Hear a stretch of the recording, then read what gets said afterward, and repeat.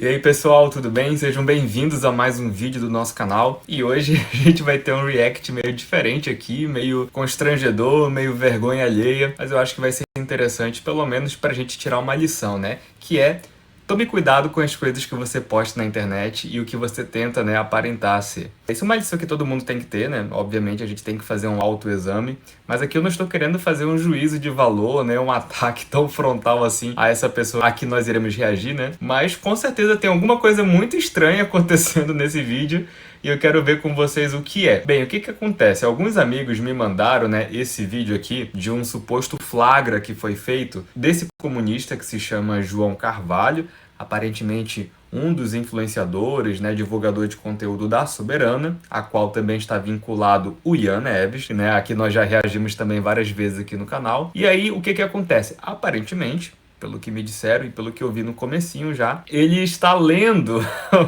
o que ele está dizendo de um site que todos nós conhecemos, que é a Wikipédia, né? A Wikipédia, ela é passível de problemas, muitas pessoas criticam a Wikipédia, outros a defendem, né, veementemente, mas fato é que parece que ele está simulando uma fala autêntica sua, mas na verdade ele está lendo. Pelo menos é a alegação. Eu quero avaliar com vocês se é isso mesmo aqui. Eu confesso que eu conheço muitíssimo pouco do trabalho do João Carvalho. Muitas pessoas aqui até pediu nos comentários para eu reagir a algo dele, porque está entre um dos mais conhecedores, né? Uma das pessoas mais conhecedoras de comunismo, enfim. Então, vamos avaliar aqui o que ele diz, né? E então, João, você pode dar um panorama histórico aí do que a gente vai falar hoje? Porque você entende muito mais do assunto do que eu. Tá, deixa eu começar, né? A primeira coisa que eu acho que é importante é a gente entender quem é o fundador, né? Quem é Alexander Geliovich Dugin, né? Ele vai nascer numa família bastante... Tá, então só para explicar, esse vídeo ele foi feito por outras pessoas, tá? Obviamente eles fizeram uma edição para mostrar a sequência de falas e o que está sendo dito, né, no site. Bem abastada, né, na União Soviética. O pai dele era coronel, né, a mãe dele era médica, né. Essa família vai se separar quando ele é pequeno, mas o pai sempre vai continuar pagando. Então, assim, ele vai ser um cara que vai ter muitas oportunidades e muitas chances, né. Ele tinha um comportamento bastante errático na sua juventude, né? Ele, se eu não me engano, durante um tempo tenta se formar como piloto de avião. Ele entra no Instituto de Aviação em Moscou, mas ele não consegue se formar e ele acaba se formando por correspondência. Ele mete um EAD, né? Mete um Instituto Universal Brasileiro da União Soviética para se formar. EAD. Né? E ele acaba depois, né, fazendo seu mestrado e fazendo doutorados, tanto que ele tem 2 doutorados, o Dugin é doutor em Ciências Políticas e o Dugin é doutor em Sociologia. Então, percebam só o que está acontecendo, gente, é constrangedor, né? Vocês percebam que ele não está olhando diretamente para a câmera, né? Aparentemente tem esse costume, pelo que me disseram, né? Não sei, eu não acompanho tantos vídeos dele assim, mas as falas dele sempre bem sequenciadas, né? Com muitas informações e aparentemente as informações, pelo menos neste caso, vindo diretamente da Wikipédia. Ele foi tópico por tópico, às vezes lendo a frase mesma, sabe? Aqui nesse caso acho que ele só inverteu ciências políticas e sociologia, né? Então vai alterando um pouquinho e a brincadeira que estão fazendo na internet, né? Que é aquele famoso trabalho da quarta, quinta série. Aliás, agora tem que chamar ano, né? Quarto, quinto ano. Em que você copia da Wikipédia e muda uma palavra ou outra, né? Pra camuflar, pra tentar melhorar um pouquinho, né? Pra ficar um pouco mais autêntico. Mas é um plágio, né? Ou seja, ele vai falando assim. E vejam, gente, eu não vejo problema nenhum em a pessoa ter um roteiro, tá? Muitas vezes aqui no canal eu falo de forma roteirizada. Aqueles vídeos mais bem produzidos que eu lanço, né, com bastante edição, eles têm um roteiro e eu vou lendo o meu roteiro, mas ali são coisas que eu escrevi, são pesquisas minhas, né? Quando tem alguma referência, eu faço a referência ao livro, eu faço referência ao site, ao autor, que essa é a forma honesta de lidar com a informação, né? Então, às vezes eu tenho um roteiro que é só por tópicos e eu faço um discurso livre, né, como aconteceu nesse meu último debate que vocês acompanharam aqui no canal, né, sobre anarcocapitalismo. A gente tenta, né, transparecer trazer aqui, né, o máximo possível de onde a gente está tirando as fontes, que essa informação não está vindo do nada, né? Então, mostrando, dando os créditos para as pessoas que vieram antes da gente, né? E uma outra coisa, a gente não sabe tudo de tudo, então não tem problema você usar essa base, né? Mas a questão é que ele tá lendo aqui trecho por trecho, e isso aqui tá ficando muito constrangedor, mas bora continuar. Porém, na década de 80, Ó, já começa com o mesmo ano, década de 80. o Dugin era um dos membros mais radicais do chamado Grupo Yushinsky. Ninguém sabe quem que é o Grupo Yushinsky, a não ser pessoas que sejam taradas por história da Rússia. O Grupo Então, olha só como fica constrangedor, mais constrangedor ainda, né? Ele dá o nome do grupo lá, um nome diferentão, né? Ele fala, olha, ninguém saberia uma coisa dessa, a não ser que seja um grande estudioso, né, tarado por história da Rússia. É uma informação que consta de muitos sites, eu procurei depois aqui, na Wikipédia realmente está lá, né, vocês podem ver na tela aí, e aparentemente é uma informação tranquila de ser achada, né, está na Wikipédia. Sabe, você dá essa informação como se fosse de um agente, é uma informação muito difícil de ter acesso, só as pessoas que se leram, se dedicaram muito pesquisando tem, e tá aí. Tá sendo extraído da internet. Eu fico pensando, eu no lugar dele, eu ficaria, depois desse escândalo todo, né, que foi divulgado, e muitos canais e pessoas no WhatsApp começaram a divulgar esses vídeos, né, mostrando essa gafe. Não é uma gafe, né, porque a gafe sei lá, porque é um erro e ao mesmo tempo que é um erro, é uma desonestidade, né, uma falha, né, nas virtudes intelectuais. Então, eu até falo pro pessoal aqui, né, que eu defendo uma coisa que durante o debate, durante a exposição e a vida intelectual tem que ser seguida, que é a caridade interpretativa, né? Que é você interpretar o outro na melhor das intenções, na melhor versão dos seus argumentos. Enfim, você tem que colocá-lo da melhor maneira possível. Isso é amar o seu adversário. Eu defendo que você tenha que amar o seu adversário durante um confronto intelectual. Mas isso é na medida do possível, ou seja, no sentido de que eu não vou forçar um sentido para uma declaração que está errada, não vou tentar maquiá-la para, né, melhorar algo que pelas possibilidades, pelas circunstâncias não pode ser melhorado, senão você faltará com a honestidade, né, com a justiça também. Então nesse caso aqui é a situação, né, a gente tem que interpretar o João da melhor maneira possível, como eu falei.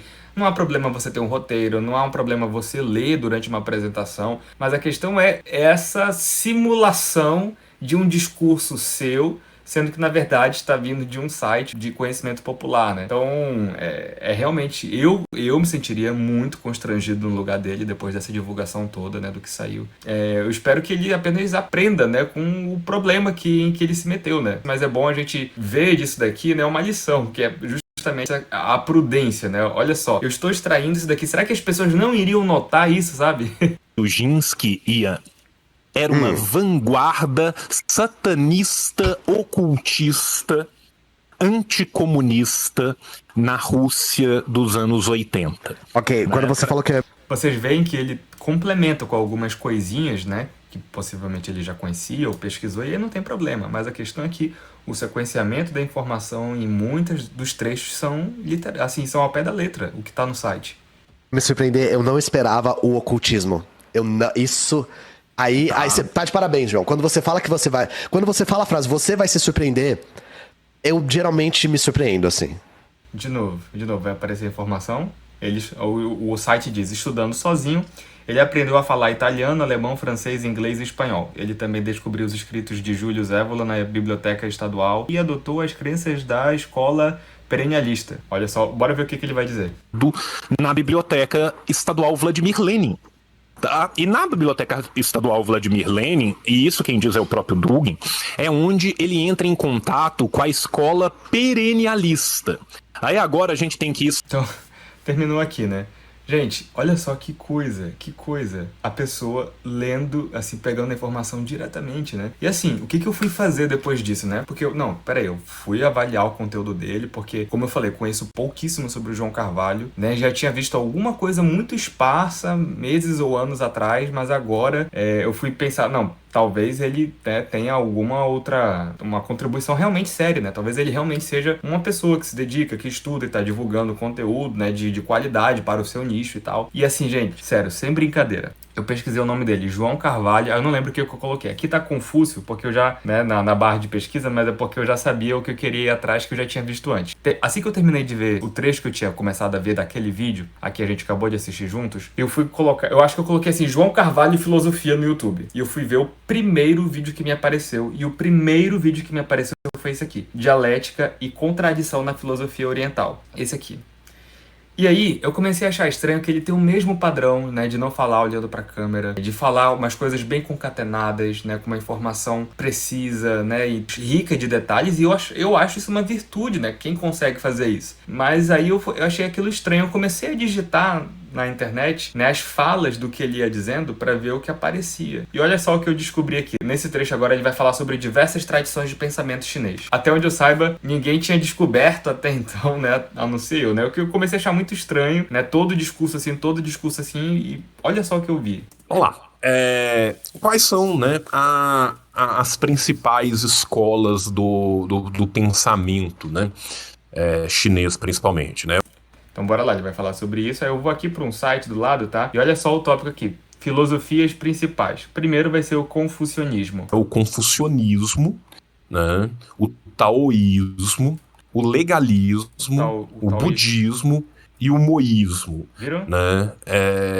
Vou entrar um pouco nos meandros de cada um muito rapidamente. Né? O confucionismo vai ser a escola desenvolvida por Confucé, né? O Confúcio, né, que vão ser... Os seus pensamentos são coletados nos analetos, né? Os principais conceitos do confucionismo vão ser o Ren, que é a humanidade, o Zhenmin, que é muito similar ao conceito de mandato do céu, o Zhong, que é a lealdade, e Xiao, que é a piedade filial, e o Li, né? E esse... Ó, perceba tudo que ele tá falando tá aqui, ó. Ele falou aqui, né, essa escola foi desenvolvida a partir dos ensinamentos do sábio Confúcio e coletada nos textos de Confúcio, que inclui a ideia de... ele vai começar a falar, ele pula aqui, mas ele vai direto pro que já fala aqui, né? O Ren, Zemin, sei lá o que é Zhengming. Gente, conheço muito pouco sobre isso daqui, tá? E aí ele fala exatamente o que está entre parênteses, semelhante ao conceito do mandato do céu, Zong, lealdade, Xiao, piedade e Li, ritual. Exatamente o que está no site. Exatamente, João, exatamente. Esse Li que eu tinha falado aqui, que tanto pode significar ideia, ele também pode significar o ritual. Qual o ritual que seja? Os rituais sociais, né? O que vai permanecer, muito ironicamente, né, do confucionismo em toda a China, inclusive na China moderna, são principalmente a ideia do Xiao, né? A questão da piedade filial ainda é uma questão muito importante na China moderna, para quem conhece, né, um pouco da cultura chinesa contemporânea. A gente vê isso como um mote muito comum mesmo na literatura realista, por exemplo. Na literatura realista já revoltada. Obviamente, como ele fez no outro vídeo, né, ele dá algumas informações adicionais, coisas que eu já encontrei também na internet aqui que não são tão difíceis de achar, e aí não tem problema, ele tá montando um roteiro, né? Mas olha só, tem um problema que vai aparecer mais pra frente, olha só. Revolucionário. Enfim, né, é uma ideia basicamente, né, tem ali a regra de ouro, do conceito do Yin Yang, que são as forças que estão em conflito eterno uma com a outra, levando a contradição. E aí que tá, acho que ele lê as forças que estão em contradição, mas aqui é as forças, né? Acho que ele leu rápido e ficou assim, quer ver? Bora ouvir de novo aqui. Que são as forças que estão em conflito eterno. As forças, acho que ele leu simplesmente aqui, né? Não se atentou, né? Das forças opostas que estão aqui. Yin Yang, duas forças opostas que estão permanentemente em conflito entre si, levando a contradições e mudanças perpétuas. Vai ver o que ele diz. Com a outra, levando a contradição e a mudança perpétua. Ou seja, a gente já... Exatamente o que o site disse. A ver que mesmo nesse pensamento idealista, que mesmo nesse pensamento, né, a gente tem, né, alguma coisa ali já de um pensamento dialético vindo de muito lá atrás. Né? A ideia de reconciliação destes opostos, né? Aí ele vai falar agora, passou do confucionismo. O taoísmo, né, é uma filosofia que depois se desenvolve numa religião, né? Tao significa literalmente caminho, né? Mas esse caminho para descrever o fluxo tudo aqui, ó. Tudo aqui, mesma coisa. Às vezes também é escrito taoísmo. O taoísmo é uma filosofia que mais tarde também se desenvolveu em uma religião. Tao significa literalmente caminho. Embora mais frequentemente seja usado como termo metafísico, o que alcançar, que descreve o fluxo do universo ou a força por trás da ordem natural. Do universo, ou este motor primordial por trás da ordem natural. Tá lendo. As Lendo e improvisando em cima do que ele tá lendo. três joias do Tao seriam a compaixão, a moderação e a humildade. Né? E o pensamento taoísta se concentra no Wu Wei. O que é o Wu Wei? Na não são, né? A força da suavidade, né? Que muitas vezes vai ser o panteão encabeçado pelo imperador de Jade. Né? Tá aqui de novo, ó, força da suavidade. Aí ele tá aqui e ele puxa uma informação da frente aqui e traz pra cá, muitas vezes encabeçado pelo imperador de Jade. O texto mais influente vai ser do Lao Tzu, né? O Tao Te Ching, né? O Tao Te Ching. Aqui, ó, presta atenção nesse trecho agora. Tá aqui. O texto taoísta mais influente é o Tao Te Ching, ou Dao De Jing, escrito por volta do século VI a.C., né? Por Lao Tzu, ou Lao Tzu, que ele acabou de citar, né? O autor. Mas olha só como que ele vai descrever isso aqui. Ou Dao De Jing, né? Que é escrito, se eu não me engano, no século V ou VI a.C. E Gente, ele tá lendo. Por que ele adiciona a informação? Se eu não me engano, é escrito no século V ou VI a.C. A informação já tá lá. Ou seja, pra passar... E aí que tá, quem ouve isso passa, né? Tem essa impressão de que, não, eu tô citando de cabeça, então eu não sei se é o século V ou o século VI a.C. Então ele mete essa, sabe? Pra disfarçar um pouco. Gente, é muito constrangedor. Muito constrangedor. E tem o Zhuangzi também, né? Como os 8 trigramas, que é um outro texto famoso do taoísmo. Mas pronto, gente, acho que já dá pra parar aqui, né?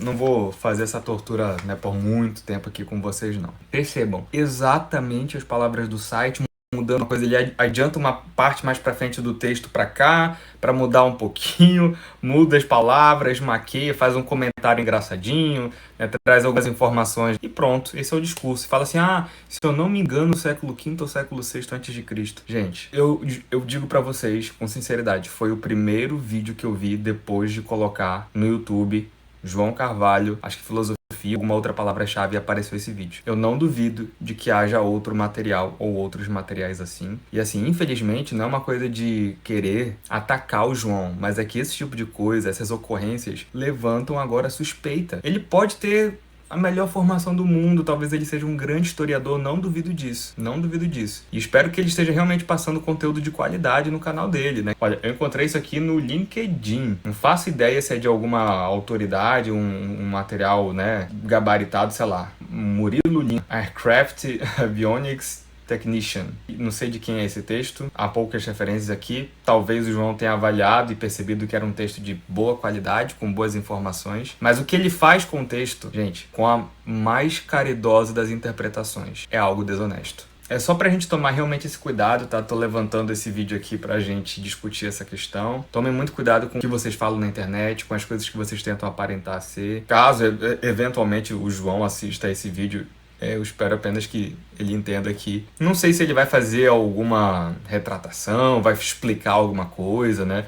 Diante dessa polêmica, né? Porque mais pessoas estão falando do assunto. Mas eu gostaria de gravar aqui porque eu achei muito curioso. Mas enfim, gente, eu vou parar o vídeo por aqui. Espero que vocês tenham achado pelo menos, né, curioso ou instrutivo, né? Moralmente instrutivo. E a gente vai se vendo aí no curso A Formação da Opinião. E espero vocês lá para que a gente possa aprender também sobre as virtudes intelectuais, que é algo que nós também comentamos no curso, tá bom? Agradeço por vocês terem assistido a este vídeo até aqui. Um forte abraço. Até mais.